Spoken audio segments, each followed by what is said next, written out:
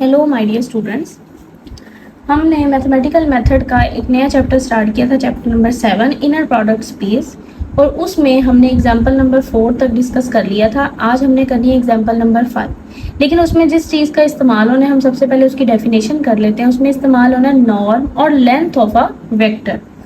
किसी भी वेक्टर की अगर आपने नॉर्म निकालनी हो, आपको दोनों चीज़ों को कहा जा सकता है। नॉर्म का भी लफ्ज़ इस्तेमाल किया जा सकता है, लेंथ का भी लफ्ज़ इस्तेमाल किया जाता है। तो वो आपने किस तरह निकालनी होती है कि अगर V आपके पास कोई इनर प्रोडक्ट स्पेस है और आपने कोई स्मॉल v ले लिया उस कैपिटल V में से, इनर प्रोडक्ट स्पेस में से, देन रियल नंबर ये V का V के साथ पहले इनर प्रोडक्ट लें और उसका अंडर रूट लें, यही नॉर्म कहलाती है। यानी आपने किसी भी वेक्टर की नॉर्म निकालनी है ना, तो उस वेक्टर का उसके अपने साथ पहले इनर प्रोडक्ट लें और बस जस्ट अंडर रूट ले लें, वही उसकी क्या कहलाएगी, नॉर्म कहलाएगी। ये होता है नॉर्म निकालने का तरीका। उसके बाद एक और नोट है कि अगर तो नॉर्म 1 के बराबर हो जाए then vector is called unit vector. यानी अगर आपने नॉर्म निकाल ली और उसका आंसर 1 आ गया है तो वो वेक्टर क्या कहलाता है, यूनिट वेक्टर कहलाता है, या उसको हम दूसरा लफ्ज नॉर्मलाइज्ड वेक्टर भी कह सकते हैं। और एक और, अगर आपने किसी भी वेक्टर को नॉर्मलाइज्ड बनाना है तो उसको बनाने का क्या तरीका होता है कि उस वेक्टर को उसके नॉर्म से डिवाइड कर दें बस, तो वो वेक्टर क्या हो जाएगा, नॉर्मलाइज्ड हो जाएगा। ये तीनों बातें आपने याद रखनी है कि नॉर्म निकालना होता है तो उसका वेक्टर का उसके साथ इनर प्रोडक्ट लें, अंडर रूट लें। अगर तो नॉर्म 1 के बराबर आ जाए तो वो वेक्टर क्या बन जाती है आपके पास, यूनिट वेक्टर या नॉर्मलाइज्ड वेक्टर। और किसी भी वेक्टर को अगर आपने नॉर्मलाइज्ड वेक्टर बनाना है तो उस वेक्टर को बस उसके नॉर्म के साथ क्या कर दें, डिवाइड कर दें। ये आपके पास थी कुछ डेफिनेशन। अब हम एग्जाम्पल नंबर 5 करते हैं जिसमें हमें ये इस्तेमाल होनी है डेफिनेशन। एग्जाम्पल नंबर 5 का पार्ट नंबर है first, find the norm of v 3,4। आपने इस वेक्टर की क्या फाइंड करनी है, नॉर्म फाइंड करनी है with respect to Euclidean inner product space. जो आपको इनर प्रोडक्ट स्पेस डिफाइन की जाएगी उसी का इस्तेमाल ये उन्होंने डिफाइन करके दी हुई है। आपको पहले भी बताया था कि जो इस तरह होती है ना कि पहले एलिमेंट को पहले से करें, दूसरे को दूसरे से करें, तीसरे को तीसरे से, इस तरह की जो प्रोडक्ट होती हैं ये यूक्लिडियन इनर प्रोडक्ट कहलाती है। तो आपने इसका इस्तेमाल करते हुए प्रूव करना है कि ये जो है ना इसकी नॉर्म फाइंड करनी है। अब नॉर्म का आपको अभी डेफिनेशन पढ़ाई है कि नॉर्म का क्या मतलब होता है कि पहले ना v का v के साथ इनर प्रोडक्ट लें और उसका अंडर रूट ले लें। तो ये देखें v का अगर हमें नॉर्म निकालना है तो इसका मतलब है v का v के साथ ना इनर प्रोडक्ट लें और उसका अंडर रूट। अब इनर प्रोडक्ट किस तरह लेनी है आपने, वो ऊपर डिफाइन है आपको कि u और v का ले रहे हैं तो u1 v1 यानी इसका पहला एलिमेंट इसके पहले के साथ मल्टीप्लाई करें, इसका दूसरा इसके दूसरे के साथ। तो यहाँ भी आपने यही करना, इसका पहला क्योंकि v का v के साथ ही ले रहे हैं ना, इसका मतलब है v के ही पहला एलिमेंट v के ही पहले एलिमेंट के साथ मल्टीप्लाई होगा, यानी 3 मल्टीप्लाई बाय 3 दरमियान में प्लस, और फिर दूसरा दूसरे के साथ यानी 4 मल्टीप्लाई बाय 4, और ये अंडर रूट ऊपर लगा रहेगा क्योंकि ये आपको नॉर्म का फॉर्मूला है। अब यहाँ 3 3 9 4 4 16, 9 प्लस 16 25, 25 अंडर रूट 5, ये आपके पास क्या आ गई है, नॉर्म आ गई है। इसका है second part, find the norm of v। अब भी उन्होंने आपको नॉर्म फाइंड करने को कहा है उसी वेक्टर की, लेकिन अब आपको जो इनर प्रोडक्ट है ना वो उन्होंने डिफाइन दूसरा करके दिया। ये इनर प्रोडक्ट किस तरह डिफाइन करके दिया हुआ है, u v x1 y1 x1 y2 x2 y1 3x2 y2। ये आप प्रूव भी करके आए, ये इनर प्रोडक्ट है। अब आपने वही वेक्टर लिया, आपने लेना है अगर इसकी नॉर्म निकालनी है तो नॉर्म का फॉर्मूला है कि इस v का अपने साथ ही इनर प्रोडक्ट लें और उसका अंडर रूट लें।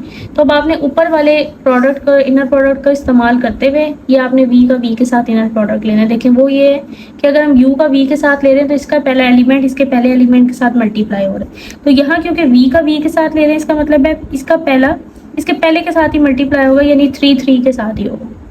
फिर इसका पहला और इसका दूसरा है तो यहाँ ये पहला और इसी का आपने क्या लेना है, दूसरा, यानी 3 मल्टीप्लाई बाय 4। फिर दूसरे को पहले के साथ मल्टीप्लाई करना है क्योंकि हम अब ले ही v का v के साथ रहे हैं, तो इसी के दूसरे को पहले के साथ क्या कर दें, मल्टीप्लाई, यानी 4 multiply by 3।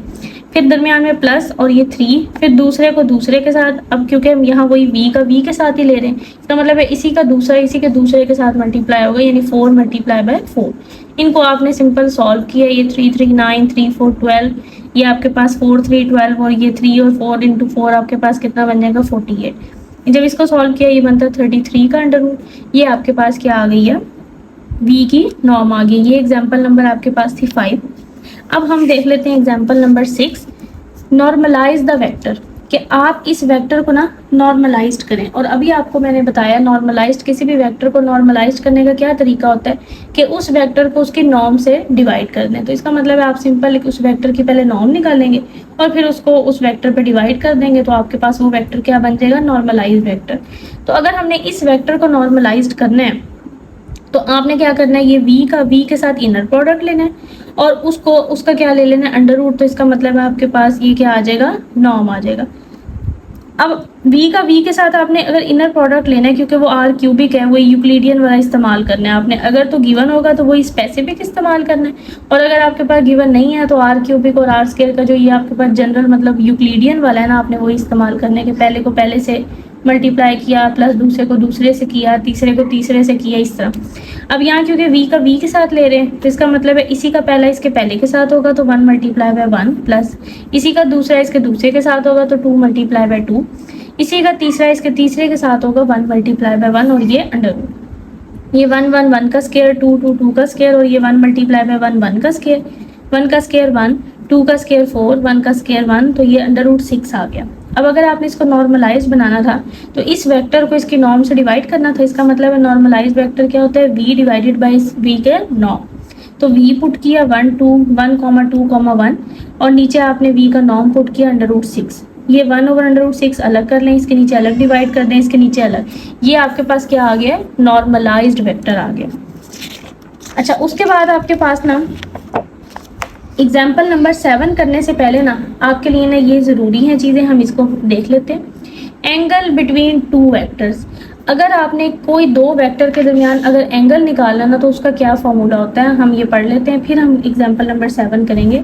Late V be an inner product space, कि आपके पास v कोई इनर प्रोडक्ट स्पेस हो, u और v आपने इनर प्रोडक्ट स्पेस में से कोई दो आपने ले लिए, ठीक है, u और v। देन तो एंगल निकालने का फॉर्मूला होता है cos theta is equal to u का v के साथ इनर प्रोडक्ट लें, नीचे u का नॉर्म डिवाइडेड बाय v का नॉर्म, यानी u नॉर्म और v नॉर्म को इसके नीचे क्या कर दें, डिवाइड कर दें। ये फॉर्मूला है किसी भी दो वेक्टर के दरमियान एंगल निकालने का, ये आप लोगों ने याद कर लेना है। cos theta is equal to u v का नॉर्म, और नीचे उन्हीं के नॉर्म को आपने u v का इनर प्रोडक्ट, और उन्हीं के नीचे नॉर्म को आपने क्या कर देना, डिवाइड कर देना। अब आगे ना कुछ इंपॉर्टेंट एक ये बात है जो आगे एग्जाम्पल नंबर 7 में इस्तेमाल होनी है कि अगर तो हम थीटा 90 ले लें, ये केसेस नहीं जैसे होते हैं कि अगर हम थीटा को 90 ले लें तो आप ऐसा करें, यहाँ ना थीटा की जगह 90 पुट कर दें, बाकी ये चीज़ तो वैसी रहेगी। cos 90 आपको पता है 0 के बराबर होता है, तो 0 इज इक्वल टू ये चीज़ ऐसी। अब ये चीज़ यहाँ डिवाइड हो रही है, ये इस साइड पे आके 0 के साथ मल्टीप्लाई होकर 0 हो जाएगी, तो ये आ जाएगा कि u v का इनर प्रोडक्ट 0 है। इससे ना अब हमें एक बात पता लगी है, आपको पता है 90 एंगल कब बनता है, जब कोई चीज़ परपेंडिकुलर होती है। जब भी कोई चीज़ परपेंडिकुलर होती है तो वो 90 के एंगल बनाती है ना। तो हमें ये बात पता लगी है कि अगर तो हमारा वेक्टर परपेंडिकुलर होता है किसी दूसरे वेक्टर पे तो उसका इनर प्रोडक्ट उसके साथ क्या आता है, 0 आता है। तो ये बात बड़ी इंपॉर्टेंट है जो कि एग्जाम आपसे मतलब वैसे भी पूछी जा सकती है, और ये एग्जाम्पल नंबर 7 में ये इस्तेमाल भी होनी है। ये एग्जाम्पल नंबर 7 में क्या होनी है, इस्तेमाल भी होनी। अब ये तभी उन्होंने देखे कहा है this is called condition of orthogonality और परपेंडिकुलरिटी, कि ये कंडीशन हमें मिल गई है कि ऑर्थोगोनल होने के लिए हम इसको परपेंडिकुलरिटी भी कह सकते हैं, और इसका दूसरा लफ्ज ऑर्थोगोनैलिटी भी कह सकते हैं कि ऑर्थोगोनल है, ऑर्थोगोनल यही 90 का एंगल बनाता है। परपेंडिकुलरिटी का भी मतलब होता है कि परपेंडिकुलर होता है मतलब 90 का एंगल बनाता है। ये फिर वही बात लिखी हुई है कि अगर एक वेक्टर किसी दूसरे पे परपेंडिकुलर होता है ना तो 100% उसके साथ इनर प्रोडक्ट लें तो वो क्या आता है, 0, और ये हमने पीछे देख के भी आए हैं। अब एग्जाम्पल नंबर 7 में उन्होंने कहा है कि आपके पास ना एक x है एक y है, शो डैट, सिर्फ आपने ये शो करना है कि x ऑर्थोगोनल है y के, यानी वो आपसे ये प्रूव करने को कह रहे हैं कि आप प्रूव करें कि x परपेंडिकुलर है, जैसे मैंने कहा परपेंडिकुलर भी ऑर्थोगोनल भी, कि x परपेंडिकुलर है या ऑर्थोगोनल है y के। अब आपने सिर्फ इसको प्रूव करने के लिए ना आप इस x का ना y के साथ इनर प्रोडक्ट ले लें और उसको 0 के बराबर प्रूव कर दें। अगर तो x और y का इनर प्रोडक्ट 0 के बराबर आ गया तो प्रूफ हो जाएगा कि x y के ऑर्थोगोनल है। आपने वही x का y के साथ इनर प्रोडक्ट लेना। इनर प्रोडक्ट आपको मैंने बताया है कि अगर तो डिफाइन हुआ तो वो इस्तेमाल करना है, और अगर डिफाइन ना हुआ तो आपने वो यूक्लिडियन वाला इस्तेमाल करना है। तो वो क्या होता है, पहले को पहले के साथ मल्टीप्लाई किया, दरमियान में प्लस, दूसरे को दूसरे के साथ प्लस, तीसरे को तीसरे के साथ। तो ये मल्टीप्लाई 1 मल्टीप्लाई बाय -1 तो -1 प्लस -1, और ये +2 मल्टीप्लाई बाय 1 2 है। -1 से -1 तो ये -2 और -2 और +2 आपस में कैंसिल होके 0। देखें x और y का जब हमने इनर प्रोडक्ट लिया वो तो 0 के बराबर आ गया। तो ये शो होता है कि x जो है वो ऑर्थोगोनल है किसके, y के। एक और अब ये चीज़ें इस्तेमाल हो रही है एग्जाम्पल नंबर 8 में, ये आप लोगों ने साथ साथ ज़रूर नोट कर लेना है ताकि आप लोगों को कोई मसला ना हो। ये इसमें कुछ प्रॉपर्टीज़ हैं जो कि एग्जाम्पल नंबर 8 में इस्तेमाल भी होनी है। Property of inner product space. Inner product की पहली जो प्रॉपर्टी है वो ये है कि आप किसी एक में से भी कांस्टेंट को कॉमन ले सकते हैं। ज़रूरी नहीं है कि वो k जो है जो कांस्टेंट है वो इसके साथ भी हो इसके साथ भी हो, जब तभी कॉमन आएगा। ये इनर प्रोडक्ट की खूबी है कि किसी एक के साथ भी हो ना तो हम बाहर ले सकते हैं। जैसे अगर v के साथ है ना तो आप बाहर ले सकते हैं, अंदर कोई फ़र्क नहीं पड़ेगा, अंदर से ये होगा u वैसे ही रहेगा, और v में से आपने बाहर ले लिया तो v अकेला रह जाएगा। इसी तरह जैसे k अगर v के साथ है तब बाहर आया तो वो u के साथ होगा तब भी बाहर आ जाएगा। और अब ये है कि अगर वो दोनों के साथ हो फिर क्या होगा, अगर वो दोनों के साथ होगा तो वो स्केयर बन के बाहर निकलेगा, क्योंकि इसके लिए वो अलग निकलेगा बाहर, इसके लिए वो अलग निकलेगा। तो इसका जब k निकलेगा 1 और इसका निकलेगा तो 2, तो वो k का क्या बनेगा, स्केयर। तो ये इसकी प्रॉपर्टी है। इससे हम एग्जांपल नंबर 8 देखते हैं। If u is orthogonal to v, ये है भी इम्पोर्टेंट, अगर u ऑर्थोगोनल है v के, then show that every scalar multiple of u is also orthogonal to v। Question में आपको गिवन है कि u तो v के ऑर्थोगोनल है, आपने प्रूव करना है कि u को ना आप किसी भी स्केलर के साथ मल्टीप्लाई करा देना वो फिर भी v के क्या रहेगा, ऑर्थोगोनल ही रहेगा। अब यहाँ देखें आपको गिवन है ना कि u ऑर्थोगोनल है v के, तो इट इज गिवन दैट कि u ऑर्थोगोनल है v के। तो अगर ऑर्थोगोनल होता है तो उसका u का v के साथ इनर प्रोडक्ट तो 0 के बराबर होगा। आपने तो ये शो करना है कि u को आप किसी भी स्केलर के साथ मल्टीप्लाई कराएं वो फिर भी v के ऑर्थोगोनल रहता है।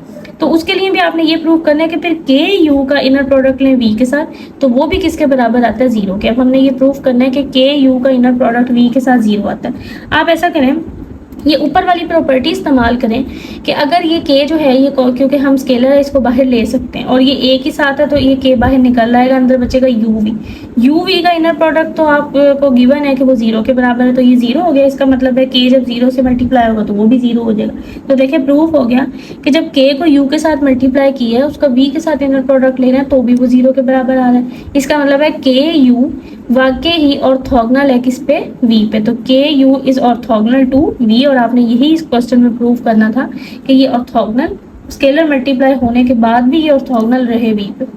ये हमने एग्जांपल नंबर 8 तक किया। इंशाल्लाह ताला अगली जो हम इसकी रहती हैं कुछ एग्जांपल वो हम अगले लेक्चर में करेंगे। तो आपको कुछ ना समझ आए तो आप पूछ लेना। अल्लाह हाफिज़।